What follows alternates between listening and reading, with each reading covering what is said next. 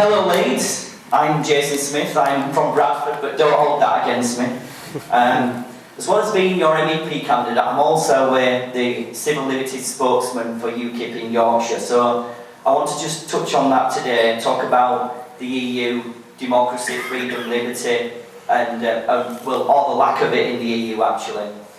So, first of all, on justice, we do very well in this country. We've got a good history of justice in this country. It goes back hundreds of years, and it's worked very well. And I want to quickly, very quickly, just go through how it works in this country, and then we'll talk about the EU.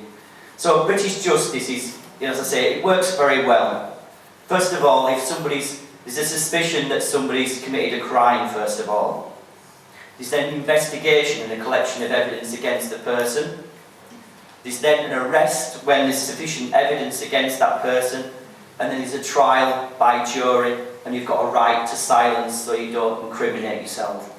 It's a very good system, it's worked for hundreds of years, and it's been exported across the world as well, so it's a well-respected system of justice. But hold on a second, because the EU's come along, and the EU system of justice is very different, and I think you'll notice the difference when I highlight it here. Under EU justice, known as corpus juris, it works in a slightly different way. There's a suspicion that you've committed a crime. You are then arrested.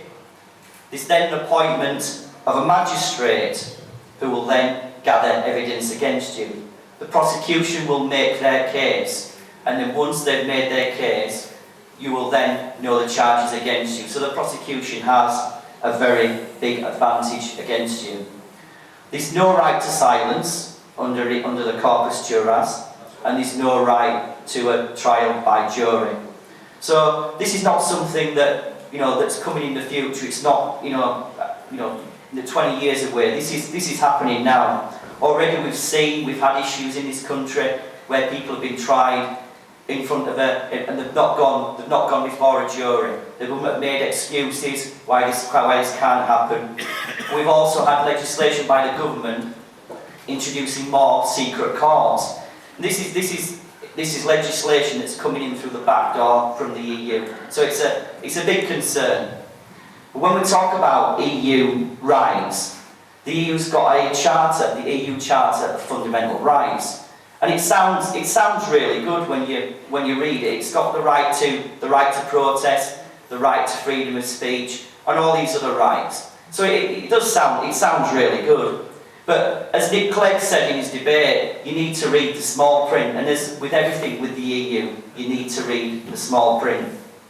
And the small print is in Article 52, and it says quite clearly that all these rights that the EU offers all their citizens, they can be limited if it's in the general interest of the Union, the European Union. So what they're saying is they've got a Charter of Fundamental Rights that sounds really good to read, and you think, oh, I agree with all that, but then there's a little bit of a disclaimer at the bottom saying, but we can limit all these rights if it's in our interest. So that's how the EU rights go, and they're not really very good rights at all, really.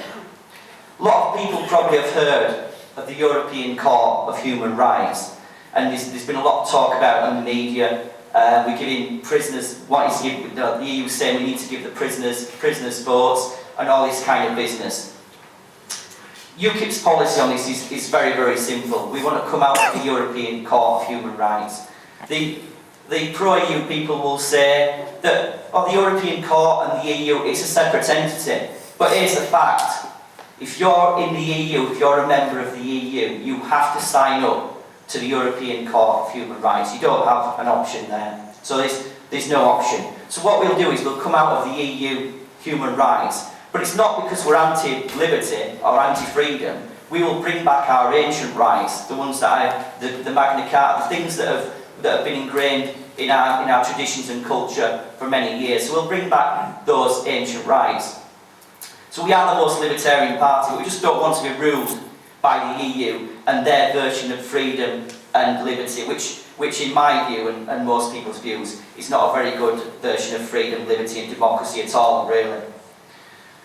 The other point I'd like to just bring up is and again, the Lib Dems talk about this quite a lot. Nick Clegg loves to talk about this. It's the EU arrest warrant. And he says, without the EU arrest warrant, well, we wouldn't be able to fight crime. All these criminals from abroad coming into the country and murdering people. Without the EU arrest warrant, we'd all be doomed. Well, there's a couple of problems with that. Number one, you don't have to be a member of a political union to have an extradition treaty with a country. We have extradition treaties with many countries in the world. And you don't have to be a member of a political union to have that. So that's the first point. The second point, and it's an obvious one to people, if we're saying we've got a lot of crime in this country and we need to deal with crime, surely the best way to do that would be to stop open door borders. Open borders to all the EU, so anyone can come into this country. People from Eastern Europe, anywhere from Europe, criminals, murderers, rapists, we can't stop anybody from coming into this country from the EU. So when the other parties are saying, well, we need to control crime, we need to deal with crime, I would suggest the best way to do that is to stop open borders, to stop open door immigration. That's the very best way to deal with that.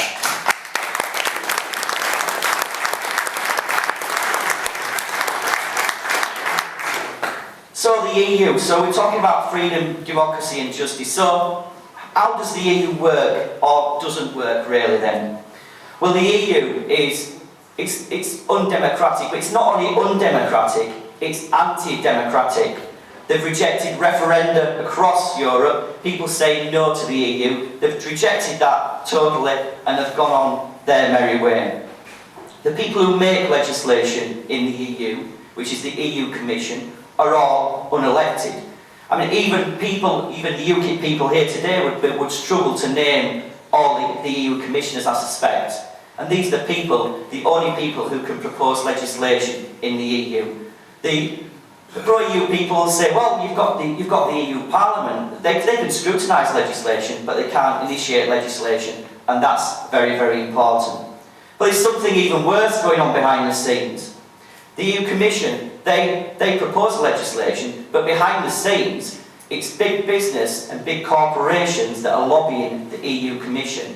They're the people that are feeding them the policies that are being rolled out in the EU and then being imposed upon us in the UK and other countries. So not only are they undemocratic, but they run the EU, and I think Amjad alluded to it earlier, the EU is run by big business, for big business. So the losers in all this, big business are loving it because they get nice cheap labour, unlimited immigration, big business love that. Regulation, excessive regulation, big business can cope with that. They can deal with excessive regulation. Small businesses can't. Small businesses get pushed out and get left behind. So it's made to help big business. The working man also, they're the ones that are really struggling.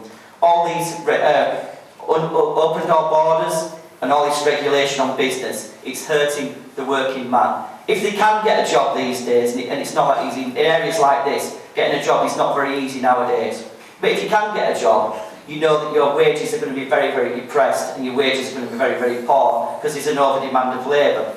So that's a very big problem.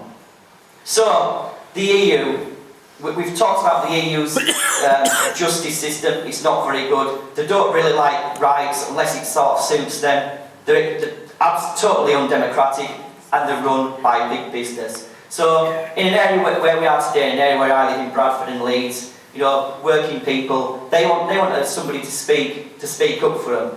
And the pro-EU parties really cannot deliver for them. So, as we move to Westminster, we have three parties, old parties in Westminster. What do they offer the working people of this country? Well, first of all, we've got the Conservatives. Well, the Conservatives have never cared about the working man, have they really? They've always been for big business. So it's hardly surprising that the Conservatives like the EU. They pretend to be Eurosceptic when an election comes around. They'll promise a referenda and then they'll renege on it. This is what the Conservatives do. They're all for big money, big business. And I'll just throw out a quick quote, quick humorous quote really. There's a Conservative MP that some people might remember from some time ago, the New Statesman, Alan Bastard. He had a colleague called Piers, and Piers said to Alan, he said, Alan, why do you want this money, Alan? You don't need this money. Why do you want this extra money? And he said, Piers, I don't need this money, but I want it because I'm very, very greedy. That's why I became a Conservative.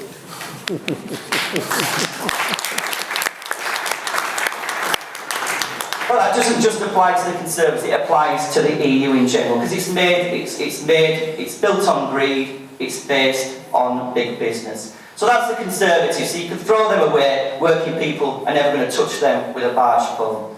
Liberal Democrats, Nick Clegg and his friends. Well, you know, what can we say about that? Well, I heard a comment the other day that they was going to start selling Nick Clegg mops, because then we can all wipe the floor with him. But on a serious note, the Lib Dems, they used to stand for democracy. You might remember they used to believe in proportional representation, which is basically a fairer voting system. They used to believe in that, but when it didn't suit their purposes, they threw that out of the pram. Recently, this is very recently, they voted for more secret courts, and they're supposed to be a Liberal party, so that is totally against all libertarian principles, so they're not libertarian. In fact, the Liberal Democrats are not fit for purpose, and they should be renamed, actually, to the illiberal anti-democrats.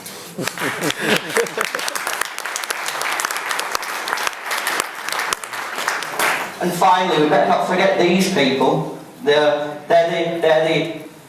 speaking up for the working classes, the Labour Party. Well, back in the day, the old Labour Party, they did speak up for the working classes, to be fair. You know, when I come from in Bradford, they started in Bradford and they were out for the working man.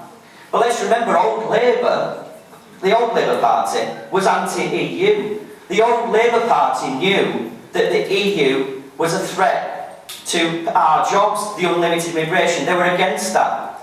The old Labour Party knew that unlimited immigration drove down wages, and they were against that. But they've all gone now. Tony Blair finished them off when he came in. There's no more left. And I think only a few weeks back, I think we saw the last nail in the old Labour coffin when Tony Benn, who I've got a lot of time for, I didn't agree with all his policies, but I've got a lot of time for Tony Benn. It was he believed in helping the working man, and he believed in what he was saying. So the Labour Party have all gone now. There's no one speaking up for the working man. But hold on a minute, maybe there is. There's a new party on the horizon. And I think you might you're here today and see what you think today. I've been on the doorstep in Bradford. Old Labour people have been coming out the door, shaking my hand, saying, we've had a gutful of this lot, Labour, we're coming to UKIP. So, in closing, I'd like to say, there is a future for this country. The future's bright, the future's purple, the future's UKIP.